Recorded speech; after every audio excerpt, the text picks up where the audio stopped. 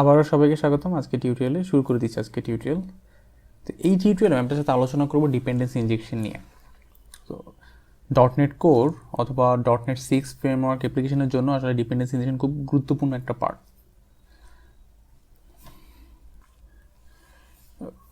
আর আপনাকে যদি কোডগুলো লুজলি কাপল কোড করতে চান, সেটার জন্য আপনার ডিপেন্ডেন্সি ইনজেকশন খুব গুরুত্বপূর্ণ ভূমিকা পালন করে। সেটা লাগবেই ডিপেন্ডেন্সি ইনজেকশন। এখানে যদি খেয়াল করেন, আমাদের যেই পোস্ট ম্যানেজারটা আছে, সেই ম্যানেজারের যখন আমরা অবজেক্ট ক্রিয়েট করব, আমাকে অবশ্যই ডিবি কনটেক্সের একটা অবজেক্ট দিতেই হবে কনস্ট্রাক্টরে। ওকে, সো কনস্ট্রাক্টরে একটা অবজেক্ট দিতেই হবে, না হয় আপনি পোস্ট ম্যানেজারের কোনো অবজেক্ট ক্রিয়েট করতে পারবেন না। তো এটা হচ্ছে কনস্ট্রাক্টর ডিপেন্ডেন্সি। এর মধ্যে একটা ডিপেন্ডেন্সি আছে, যেটা হচ্ছে তাকে অবজেক্ট ক্রিয়েট করার সময় আমাকে কনস্ট্রাক্টর দিতে হয়, কনস্ট্রাক্টরে একটা অবজেক্ট দিতে হয়, সেটা হচ্ছে ডিবি কনটেক্সের একটা অবজেক্ট। এখন এরকম যদি কোনো অপশন থাকতো, আসলে আমার এইটা ছাড়াও আমার একটা অবজেক্ট ক্রিয়েট করতে পারবো, বা এইটা যদি আমি এই ইনজেক্ট করতে পারতাম, ডিপেন্ডেন্সিটা যদি ইনজেক্ট করে ফেলতে পারতাম, তাহলে আমার জন্য সুবিধা হতো। তো সেটা অলরেডি ডটনেট যে ফ্রেমওয়ার্কের যে লেটেস্ট অ্যাপ্লিকেশনগুলো আছে, সেখানে অলরেডি ডিপেন্ডেন্সি ইমপ্লিমেন্ট থাকে, জাস্ট আপনাকে ইউজ করতে হবে।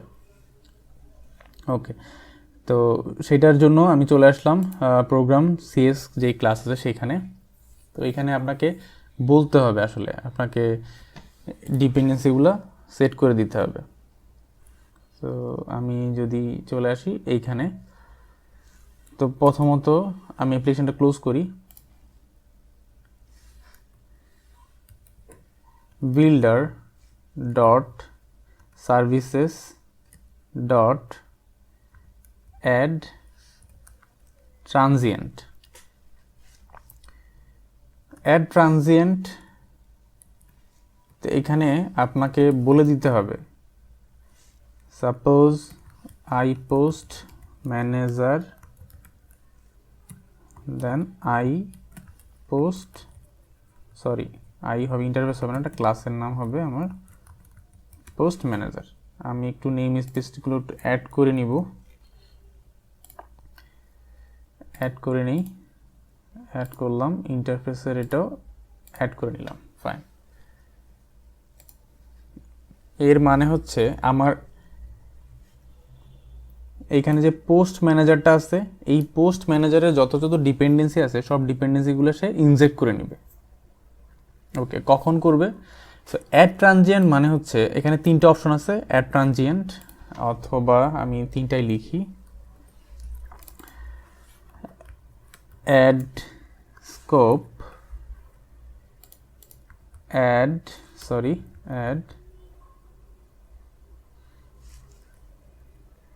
সিঙ্গেলটন, এই তিনটা। ওকে ফাইন, আমি একটু লিখে যাই, তিনটা আমি একটু এক্সপ্লেন করতেছি।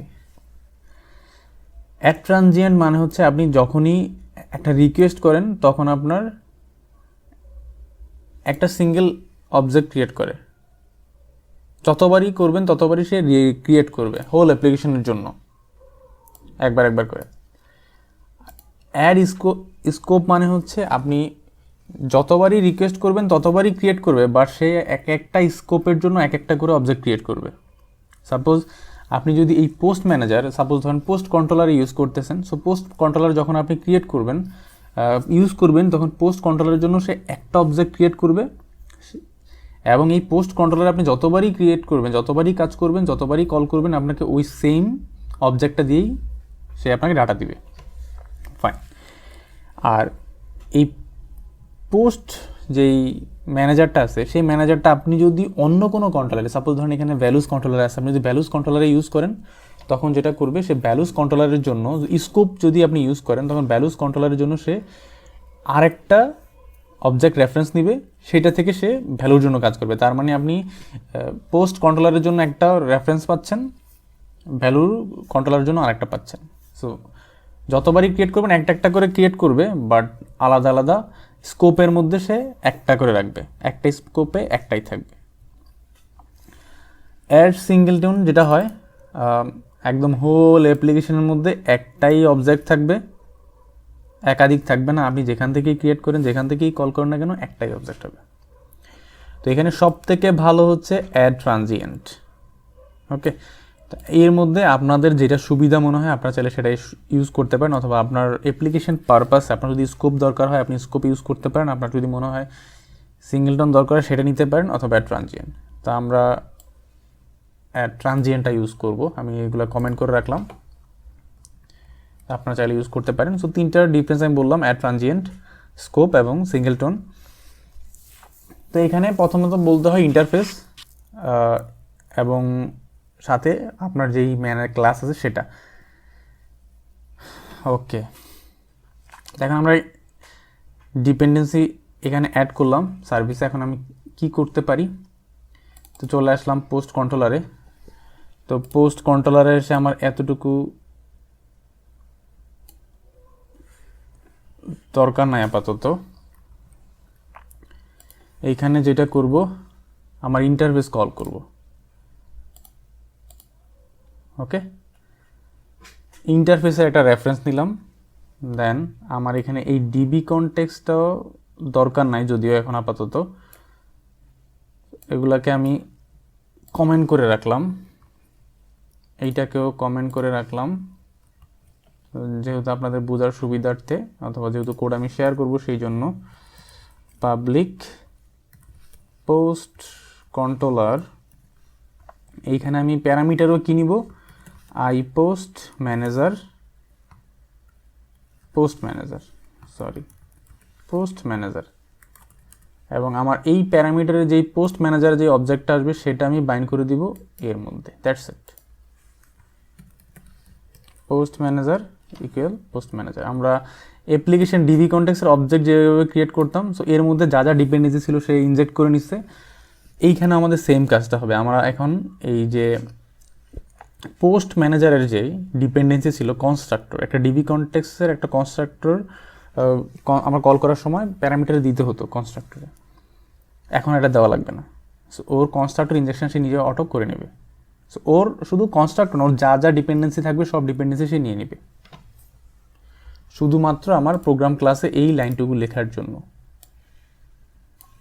ওকে, আই পোস্ট ম্যানেজার দো পোস্ট ম্যানেজার। ওকে, তাহলে আমাদের টেস্ট করার পালা, একটু টেস্ট করব। আমি অ্যাপ্লিকেশান রান দিলাম। ওকে, অ্যাপ্লিকেশান রান হয়ে গেল। তা আমি গেট অলে আসি, এখানে আমি ট্রাই ইট আউট মানে এক্সিকিউট করি।